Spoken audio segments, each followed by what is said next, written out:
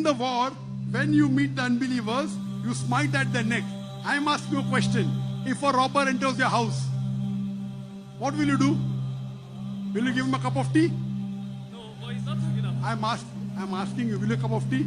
Suppose the robber comes, tries and rapes your mother, what will you do? I'll fight him. Why? Yeah, Aren't you a man of he's not peace? talking about that. If a robber comes and wants to rape your mother, what will you do? I'll fight him. Then my other question is. No. Because I've seen something happen last year in a university in Sokoto or a polytechnic where a Christian lady was killed that she blasphemed against Muhammad. I can't hear you. That a Christian lady was killed that she blasphemed against Muhammad. Yes, so what's her name? Wazum to Mishak. So my questions go like this. It has been preached severally that Islam is a religion of peace. Then in the Quran, I found out in Surah 47 verse 4, and I quote, 47 verse 4. What does it say? when you encounter those who disbelieve, strike at their neck. Then when you have rooted them, bind them firmly. Then either release them by grace or by ransom, until war lay down in burdens. Had God willed, he could have defeated them himself, but he thus tests some of you by means of others. As for those who are killed in the way of God, he will not let their deed go to waste. So if Islam is a religion of peace, then why will God now ask you to kill a fellow person that because he doesn't believe your religion? Very good question. Brother is quoting the verse of Surah Muhammad chapter 47 verse number 4, but out of context. You know, out of context? Out of context. He is quoting, therefore when he meet the unbelievers in fight, he forgot the word in fight, smite at the neck at length. If you read the earlier verses, it's talking about a war with the unbelievers. And verse number 4 says, in the war, when you meet the unbelievers, you smite at the neck. I am asking you a question. If a robber enters your house, what will you do? Will you give him a cup of tea? No, but he's not talking about. I'm asking you, will you a cup of tea? Suppose the robber comes, tries and rapes your mother, what will you do? I'll fight him. Why? But, yeah, Aren't you a man of he's not peace? talking about that. If a robber comes and wants to rape your mother, what will you do? I'll fight him. Then my other question is. No. Because I've seen.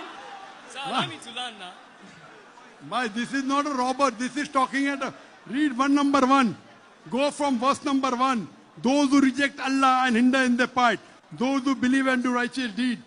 This because of them reject them. Then they come to war. The enemies of Allah, when they come to war, don't get scared. So I'm asking a question. If Nigeria has a war with another country, the army general of Nigeria, what will he say? Oh, soldiers, don't get scared, fight them. He'll not say, okay, go, when they come, you give your neck at them. What nonsense are you talking? So why I ask this question? Let me complete the answer. You're asking the question, now you know you're trapped. Let me complete the answer. So this is talking in the battlefield. In the battlefield, when you kill the enemies who come to kill you, this is peace. Okay, what does the police do? The police of Nigeria is supposed to keep peace, correct? Why do they carry a gun? Those who want to disrupt the peace, so the rule is you can use violence as a last resort to maintain peace, those who want to disrupt peace. Do you understand? That means you can use violence against those people, against those criminals who want to disrupt peace. This is the golden rule. That's the reason every country has a police, has an army. Just because Nigeria has a police force, that doesn't Nigeria doesn't want peace. It wants peace, therefore it has police. So same way God is telling in the Quran, when the enemies come to attack you, in the battlefield, don't get scared. You strike at the neck. So what is wrong with it? It doesn't mean because you have to follow the Quran as a whole. Verse number Surah Maida chapter 5 verse 32 says, if anyone kills any other human being, whether Muslim or non-Muslim, unless it be for murder or for spreading corruption in the land, he has killed the whole of humanity. That's the part of the Quran. 2 verses cannot contradict. That means these people are spreading corruption in the land. Do you understand? So if you are spreading corruption in the land, that time you can kill them. Do you understand? But killing any innocent human being is like killing the whole of humanity. Is there any verse in the Bible which says, if you kill one innocent human being, you have killed the whole of humanity. Is there any verse in the Bible? So which is better for peace, Quran or the Bible? Peace. Which is better? Peace. Quran. The Quran says, if you save any human being, innocent human being, whether Muslim or non-Muslim, it is as though you have saved the whole of humanity. Is there any such verse in the Bible? So which is better? Peace.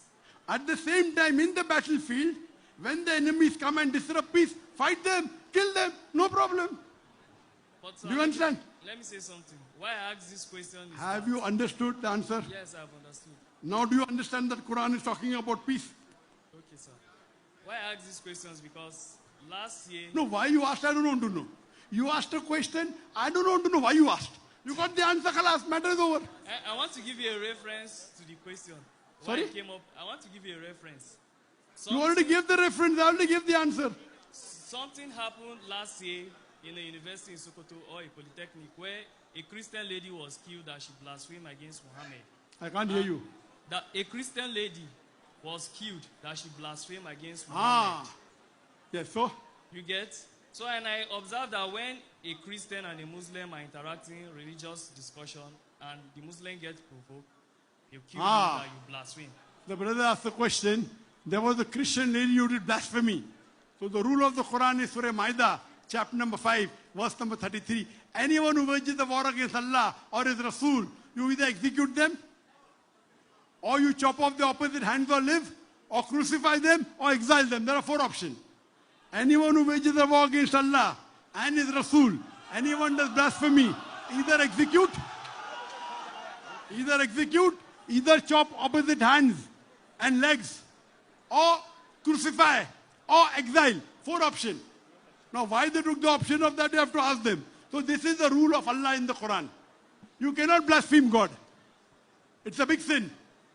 Okay. So this is the rule, this is for peace. Because if you don't do that, that lady will do more corruption, the full world will be unpeaceful. Hope that answers the question.